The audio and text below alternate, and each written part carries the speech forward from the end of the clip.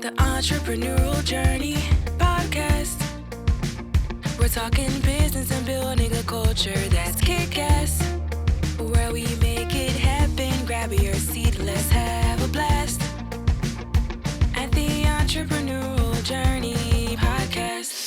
Welcome to the Entrepreneurial Journey podcast. Today I have Anthony Marks with me. He describes himself as the CEO, the owner, the founder, and the MD of, now let me get this right, Fanattik. Yeah, I also do the washing up here, and if the toilets get blocked, that's down to me as well. Excellent. A proper business owner, definitely. You have to.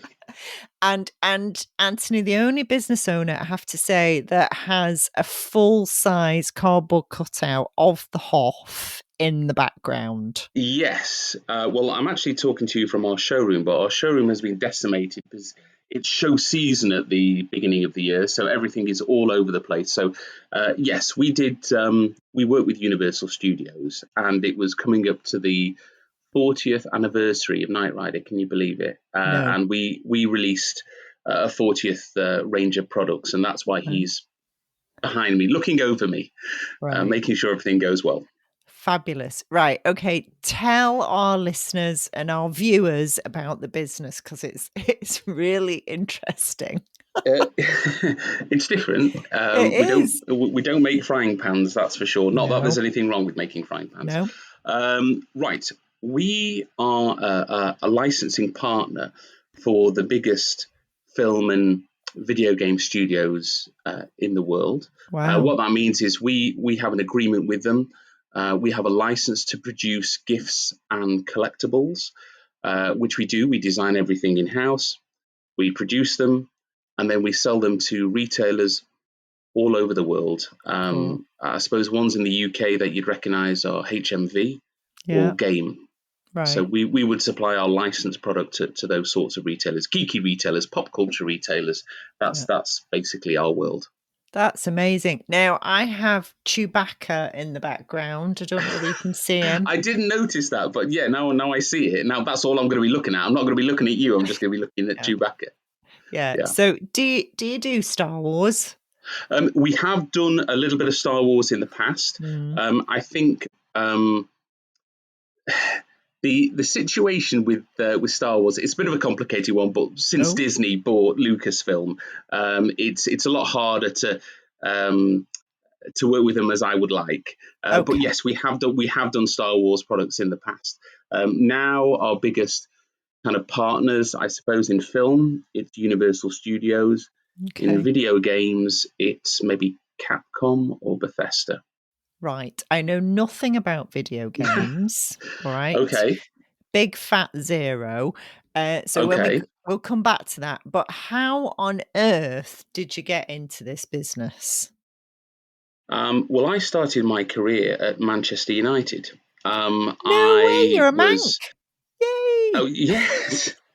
Yeah. My accent doesn't give it away, I suppose. So I started at Manchester United a long time ago, maybe, definitely 25 years ago, because I was there for the treble, but it was well before that. And in the merchandising division where I worked, we were coming up with ideas for things that you could put the crest on to kind of, create that product. And then we would sell that product to Argos at the time or supermarkets, wherever. And I was there for maybe 5 years. And then from sports, I moved into toys. So I worked for a large toy company, and I worked on everything from Disney to Dora the Explorer, wheel toys to inflatable chairs. And I spent, I would say, a third of the year in China. Not all at once, but spread out throughout the year. But it was about a third of the year working with factories to get that product made at the price that we needed it to be made, and then kind of get it from concept to kind of, to end shelf. And then I was getting to a certain age, and I thought, if I don't do something now, I'm never going to do it. So I left a job that I really enjoyed, a well-paid job, and I set up from my spare bedroom this company. And I didn't have a salary for the first 3 years. Wow. And then It was only when my wife kicked me out of. When I say kicked me out, I just meant of the spare room because we needed it for our Phew. daughter. Yeah, there we go. So yeah, I graduated from the spare room to the garage, then my first unit, and then started taking on employees, and then I'm where I am now in this building, and yeah, very happy with the way things have worked out. It has been a long old journey though, a bit of a hard slog, a lot of Yeah. mistakes made, but I'm happy with where we are now. That's fabulous. I love a bedroom startup story. 3 years with no salary. So was your wife working? Did she support you through that time? Yes. Well, we Right. just got engaged, and Right. then again, I was coming up to a certain age, and she said she'll, pay the bills, Right. and so just so I could get it kind of, up and running. But it did take a little bit longer. The reason it took longer, and you could Hmm. say this could be one of the mistakes I've made, depending on how you look at it, is I took no investment at Okay. all. I just did it with the money in my personal bank account, which wasn't massive. Yeah. So because I was kind of watching every single penny, I was very cautious, and Hmm. I didn't go for some opportunities because I thought, what happens if it goes wrong? And then that's it. All the money's gone. My first year's turnover was £7,000, and I was Wow. so happy with that turnover. No salary taken, but still, I was so happy with making any money in my Yeah. first year. So yes, I was lucky. She was great, and I worked on that, and now she actually is our marketing director. So it's Fabulous. the only, I would say it's the only time I can boss her around, but not, it doesn't really work like that. But No. yeah, so in the end, she's come back here she's working here now. I love that. The often you need a very, very supportive spouse, family, group of friends to scale and grow a business. They have to be patient with you whilst you go, I'm really sorry, I Mm. can't buy you around. I can't buy you Christmas presents. I'm skint. But then hopefully, as you've described, you get to the point where you go, well, actually now I can pay full time and actually I can buy you nice Christmas presents. Well, yeah, not too, don't give her any ideas. Right. But yeah, I think, um, again, because I didn't take those investments Mm, or kind of go down that route, I would have had the money there to scale things up a hell of a lot quicker. And so that's why, no exaggeration, it's probably taken me 7 years to get to longer to get to mm, where I am. You know, compared to if I would have had that money initially, because I brought all yeah, the experience of working with brands, working with the licenses, working with Chinese factories. I had all of that. I just yeah, had no money to actually, you know, scale it up. But then again, you could say, well, if I did that, then now here I'd be, and I'd have to be answering to other people. And now when I want to go with my gut, I can do because I'm yeah. I own the company, but I wouldn't be able to do that if I had other investors. So I agree. And was investment on offer at that point when you were starting no, out? no, it Right. wasn't. But I never even looked for it. I never Yeah. even looked for it. I didn't even know. And mind you, this is going back a bit. Like how now that you have you've got groups like the Funding Circle or government Yeah. backed, opportunities. I never knew any of that existed. I'm a product person. At Yeah. the end of the day, I'm not a numbers guy, and I love products. I love well designed products, and it just didn't even occur to me to even investigate that. And also, nobody around me kind of was doing this, so they weren't of any use to say maybe you should be looking at this. And as I say, I didn't take advantage of maybe what was on offer at the time, as Mm. in your local council or things like that. Didn't even know any of that existed. No. Um, No. so yeah, it just so yeah, it was just by default. I ended up kind of doing it all on my own. I have to say, though, Anthony, it's a very good discipline. I've seen businesses, quite young businesses, have a lot of money and they don't learn the discipline of controlling costs, I don't think. And I Yeah, and I I agree. also I also don't think they learn the discipline of making a profit. And that sounds a bit crazy because your investors are asking for a return on investment. But unless you have had that experience that you've had of, I've made £7,000 this year and have made sure my cost base is 6,999. Yeah, yeah. Well, I have to say, I mean, I slept in the back of my car outside a trade show because I Right. didn't want to spend the money on the hotel. I Mm-hmm. almost caught frostbite in my first unit. It was like a small ice box, and Right. I didn't want to. There was no radiators, and I almost caught frostbite Oh my in my foot.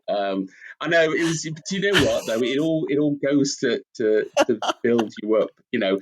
So now I am a lot freer, and if Yeah. somebody comes to me with a case that we need to invest in this, then I'll do it. Yeah. But I do it maybe a smidgen begrudgingly because you do have to watch every penny, and as soon as you Do. ignore that, well, maybe not watch every penny now because it's impossible the size of business we are, but Yeah. once you start throwing £100 here, £1,000 there, Mm. £2,000 there, 3,000 there, 2,000 there, next thing you know, your profit is Yeah. it's down the toilet. So Yeah. you do Yeah. have to keep some eye on it. Yeah, you do. And my first business years and years ago, I spent way too much money. I was young, I was foolish, I made some money, I bought a flash car, I did all of the stuff that you're not supposed to do. And I learned the lesson the hard way, Anthony. So, I drive a Mini Well, but now. now look at you now. It's all worked out for the best. You've Yeah, now got a Chewbacca statue behind I you, so know. yeah, it's all worked out fine. What more could I ask for? Right. So, size and scale of your business is really impressive. It's really impressive that you've got these licenses for these mega, mega brands. I mean, they're recognizable all over the world. Um, what what is it that keeps you going and keeps you driving the business forward, and where are you taking it? Um, that's a really interesting question. And Mhm. where am I taking it? I think Mm, if you look right in front of my face, I'm America's a big target for us right. because it's the home of pop culture. A lot of the brands that we work with have given us permission to sell to North America. The Wow. products we do, the people we've spoken to in North America say, it's what they call white space, which is a phrase I'd never heard of before, but it Okay. means that there's nothing like it out there. So Right. that's good. So America, for the short term, America is our goal, and Right. we're already supplying a number of retailers over there, and we're having a lot of conversations with people. So I see that as being the near future. Mm, The long term goal, that's interesting.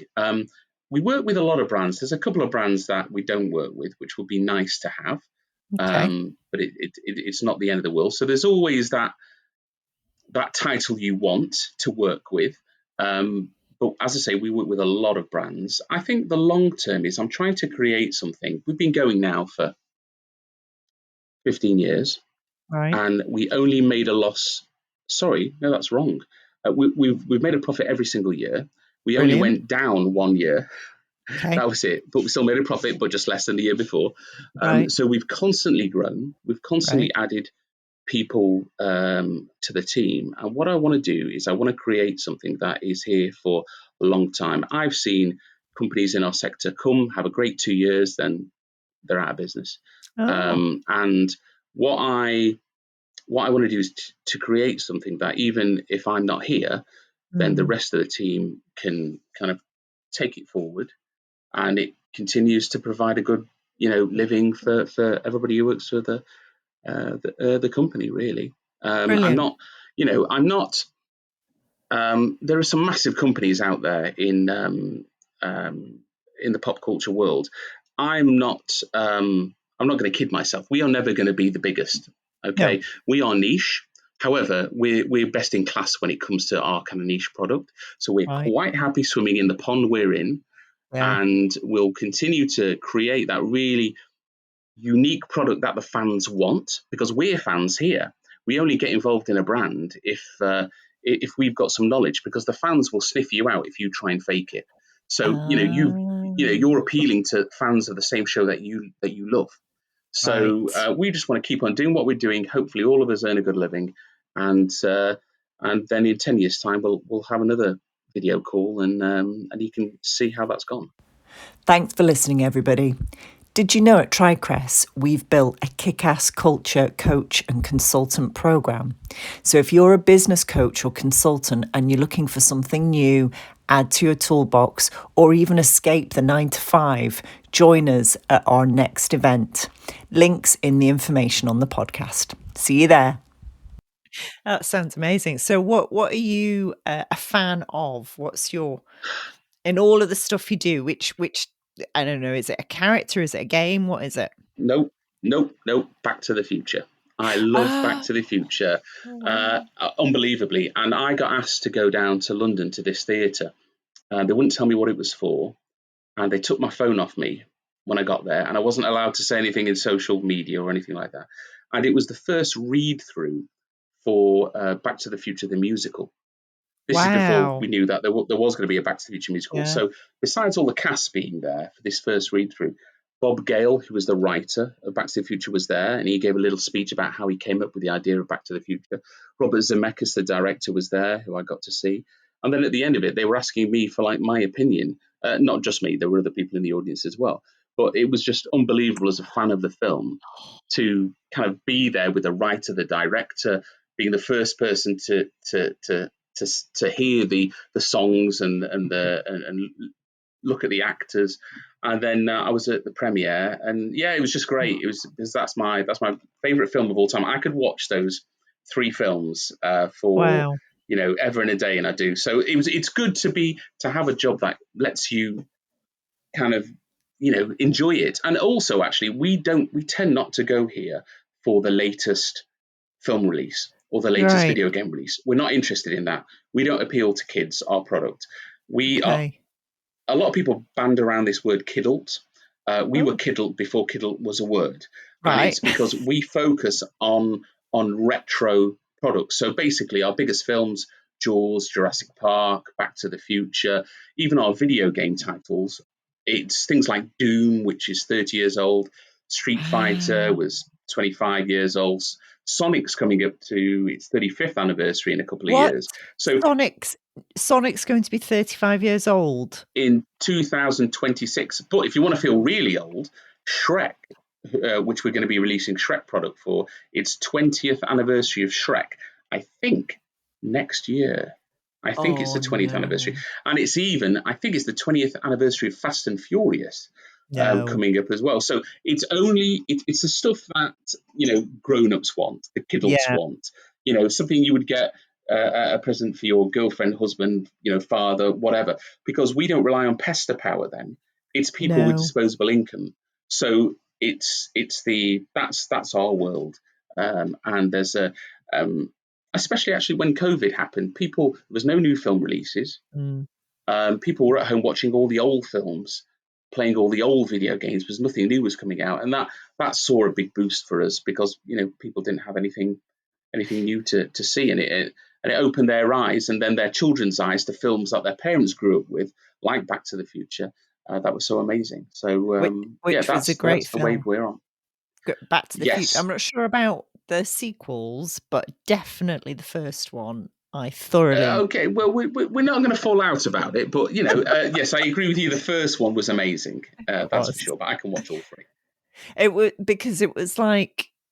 For me, my seminal film was Star Wars, the 1970. Was it 77 or 76? I can never remember. I think. Well, hold on. Jaws I think it was 77 because Jaws, which was released in 75, was the biggest grossing film ever until Star Wars came along. Right. Okay. Yeah. Okay. We did do some. There was a Star Wars piece where Han Solo is frozen in carbonite.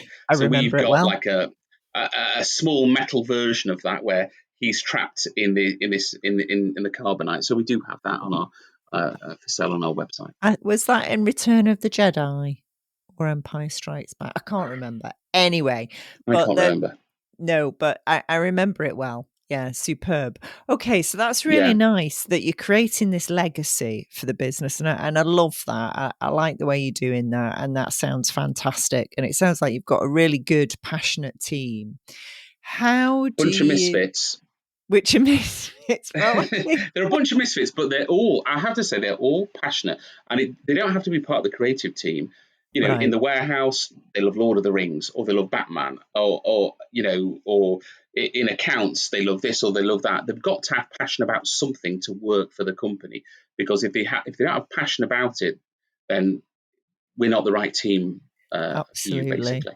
Absolutely. Did you, to get into this way back, did you do marketing or product design? Was that, or was it the creative arts? Well, before you went to Man United, how did you get into that bit? No, well, Manchester United, that was literally, I just saw a job advert somewhere to be part of the merchandising team. Right. But I can't draw for toffee. Oh, oh, Um, right. so Okay. I can't draw, and I have all my marketing skills are self taught. I think Right. I seem to, I have a vision. I have an idea of what something should be. And I surround myself with really talented people, Mm, talented designers who I can kind of say what I want to say. If they don't agree, they can push back, no problem. yeah. But that's their skill set, and they will kind of create that item that I can envisage in my mind. So no, I can't draw or anything like that. But I think when I was working for the toy companies, for example, I was sent, say, the BBC would send through the latest cartoon that hadn't gone, live yet, and I would watch episodes of that and come up with ideas for product just from watching, those episodes. So that was good training for me. Um, and now it's easier because I'm focusing on films and video games that I grew up Mm, with, so I have that kind of knowledge of those. But I think the trick is you don't have to be an expert in everything, but you've just got to make sure that the people you work with, they know what they're talking about. So yeah. um, as long as you hire the right people, then I think you'll be all right. These are just But it's good, very much a solid. team effort. It is. It's good, solid lessons in leadership, no matter what industry you're in, what sector you're in. The leaders creating the vision. You're getting the right people on board, doing the roles that suit them to help. Bring your vision to life. Yeah, Um, I mean, I've worked for companies where bosses were horrendous. mm, I mean, like shouting at mm, girls in an office and making them cry. I mean, really, I mean, you're going back like 20 years. yeah, It's not like that now. But I do. So I went out of my way when I started hiring people to be the total opposite of some bosses I had that weren't maybe uh, as PC as they could have been. So I feel as though I've gone the other way. However, you've still got to do a role. If they can't do a job, then they can't do a job. But I would like to think that I know for a fact that everybody who's currently working for this company, they, besides having passion for those films or those video games, they want it to be a success. yeah, And the more successful the company is, the more successful they're going to be. yeah. Whether that means they get to travel to New York ComicCon, or they go to film premiere, or we have a number of bonus schemes in play as well. So the more successful the company is, the more successful they're going to be. I'm not going to be buying a new Ferrari every year, put it like No, that. So very much kind of, we're all going to rise on this tide, definitely. yeah. And didn't you? I think we found you because you won an award for, was it the Great British Entrepreneur, Anthony? Did you? Were you I did, finalist or? but it was only it. It was the Great British Entrepreneurial Award, but it was Yeah. only for the Northwest. It wasn't for the whole of the UK. It was Okay. just for the Northwest. I'll take that. But also the team here, the design team, fully enough, in the same month, they were named one of the top 100 teams in the licensing world. So by Wow. licensing, I mean films, TVs, video games, Yeah. all that sort of thing. So one of the top 100 in the world they were named at, which is great for a small little Wow. company in Cheshire in the middle of Yeah. nowhere. And we do win awards for our product, and we've had a product nominated for Gift of the Year in the UK. We've had We've won awards in America for the product, and that's great. But then again, our product is never going to be on a supermarket shelf, because it's not a mug, it's not a pair of slippers, it's not a t-shirt, it's quirky, it's different. So on the downside, it means that we're limited to the retailers we can sell to. But on the plus side, it means the bigger boys don't really want to get involved in it because, we'd be happy selling 1,000 of something. If they sold 1,000 of something, they get the sack. So we're happy with the lower numbers for unique product. I had a little sneak preview of your website and all the products that my son, my middle child, is 23, would love your products. Thank you very much. I mean, that website is a small part of our business. It's wearefanattik.com, and that accounts for maybe 2-3% of our business. Right. What we do is we supply the retail trade. 60% of our business is exports. Wow. Wow. So, 60% of our business is exports. So that website is just a tiny part. But the thing is, if you put a lot of effort into a product and then the retailers don't go for it, you still need somewhere to sell it because you've spent a lot of time and money developing it. So you need that website just in case for situations like that. But really, what we focus on is supplying the retail trade here in the UK and overseas. Yeah. And has any of your stuff become collector's items? Will it be on Antiques Roadshow in the future? Do you know what? I won't say Antiques Roadshow, but I will tell you a good example. We released this Jurassic Park ticket. It was a metal ticket, and it was a ticket as if you got this ticket to go into the park yourself, because we like to do in-world kind of items. And this ticket, it was 24 karat gold plated. Wow. And it retailed for £35. That's quite good value. Yeah, I think so. Well, you'll see how much good value it was. There's an American bought two for £35. He kept one, and then he put the other one on eBay. And he didn't just list it on eBay; he sold it for $1,000. Wasn't even a special number. Wasn't 1993, which is when the film came out. Wasn't number one. It was just some random number. Because everything we do is limited edition and individually numbered. Yeah. And so that was the best £35 he'd ever spent, selling it for $1,000. And we did a Resident Evil collectible coin, and they retail for £12. Right. And we saw that one had sold on eBay for £235. Again, not a number, not a special number, wasn't number one, wasn't the last one in the edition. And somebody had bought it. It's because fans, and hence the name Fanattik, they think with their hearts and not their head. So, for example, we are not allowed to sell Universal Studios product in America. Okay, right. We sell it in Europe, the Middle East, Australasia. So where can fans buy it in America? So they saw it; it was new; they hadn't seen it before, and they bought it from this guy. So that was pretty good kind of profit margin for that one person buying it, either a coin at £12, selling it for £230. Wow. Or one of our tickets was bought for £35 and sold for $1,000. Crazy. But do you know what? Our mantra, though, is affordable collectibles. Yeah. That's what we want to continue to create, because not everybody, as a fan, and I go to all the comic conventions, not everybody can afford a £300 Batman statue. Okay. But a £20 Batman item, which is limited edition, individually numbered, comes with a certificate, that's affordable. That's a Christmas present. That's a birthday present. That's a gift for your dad or your husband or whatever. So we want to stay affordable. That's what we've got to do. Affordable collectibles, and leave those £300 statues to companies a lot bigger than us. I know where I'm going to buy my son's birthday and Christmas presents in the future. That's for sure. I'll send you a discount code. No problem. Thank you. That's really kind. So I've got two more questions. When you go to ComicCon conventions, and this is just pure nosiness, do you dress up? No. However, a lot of people here do, but I don't. So I've got to kind of still look like I'm the boss. But other people here do. So no.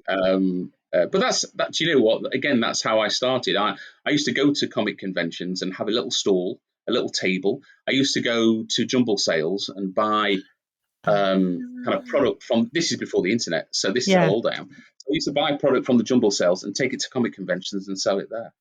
And that's Wow. kind of, I was doing that in my part time while I was working for Manchester United or in the toy trade. So I just did that at weekends, and then that's kind of where I, had that entrepreneurial bug and wanted to grow it into something bigger.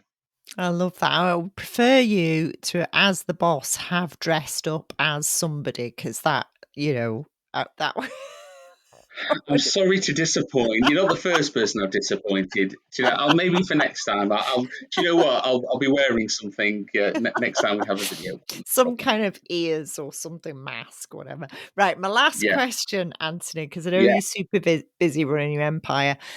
If your business, if you, if you from Cheshire, and I know Cheshire quite well, and I don't want you to give away where you are on air, but Okay. afterwards I'll find out where you are. Anyway, if your business had a personality or character, who would it be? Crikey. Mm. That is a really, really tough one. Who would it be? Do you know what? That is such a difficult. It's such a difficult question because you know what? I think we've been very lucky here, and I think to get the team members we've got when we're stuck in the middle of nowhere in the countryside, that was really lucky. I've had some really good breaks off people in the industry who saw me and thought, he might not have the experience running his own business, but he's got passion and he's going to treat the brand with respect. And they gave me a shot when they didn't have to give me a shot. So we've been lucky. It's hard to put that as an actual character. I'm trying to rack my brains now to think of somebody who has been lucky, but so I'm afraid I can't answer that question. But what I will say though, I say we're a very lucky company. You make your own luck, and there's a lot of hard work that's gone in there. I can't stand people who just say, "Oh, this hasn't worked out for me." They always blame other people. Yeah.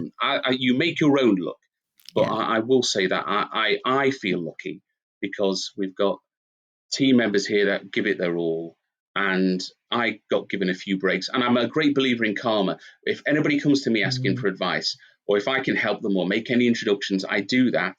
And then you never know, 2 years down the line, they may come back and say, "Hey, thanks," and pass an introduction to me. So yeah, all I can say is that we're a lucky go happy company, and long may that continue. Oh, I love that. I love that. It doesn't matter that you can't think of a character, because I do ask about personality traits, but I love that. It's kind of, I'm nothing but honest. I know. Well, it's really hard I'm to come too from honest sometimes. you can't, I live in Scotland, and I have to explain to people that in the northwest of England, and particularly Manchester, people are just really, really direct. And outside of that area, people can find that a bit tricksy. I find I do working find that with, because I deal with a lot of London, yeah, it's very London centric, the industry, because all the head offices are in London and that sort of thing. So sometimes I can be a little bit too direct. yeah, But it all yeah. comes from the heart. It does, exactly. That's amazing. Thank you so much, Anthony. I really appreciate it, and I wish you all the luck in the world. Thank you very much, Rebecca. Appreciate it. Thanks for listening, everybody. Did you know at TriCrest we've built a kick-ass culture coach and consultant program? So if you're a business coach or consultant and you're looking for something new, add to your toolbox, or even escape the 9 to 5, join us at our next event. Links in the information on the podcast. See you there. The Entrepreneurial Journey podcast. We're talking business and building a culture that's kick-ass, where we make it